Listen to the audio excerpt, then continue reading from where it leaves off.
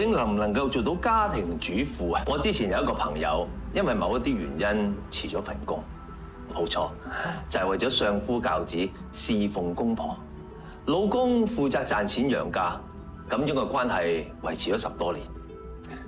但係當佢嘅女要上大學之前有一晚，佢幫手執行李嘅時候，突然間非常灑脱咁同個女講：女啊，我嘅任務完成咗㗎啦，等你上咗大學之後，我就會出翻嚟社會揾一份工。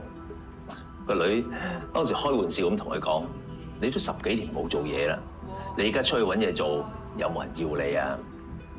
當時我朋友話真係有啲嬲，跟住佢就話自己出去，就算要揾一份服務員嘅工，都要出去做嘢。阿女就問媽咪：媽咪啊，呢10幾年嚟，你覺得唔開心咩？我朋友記得當時佢非常嚴肅同埋認真咁同個女講：我係唔開心。當你掌心向上問人攞錢嘅時候，真係一件好可怕嘅事。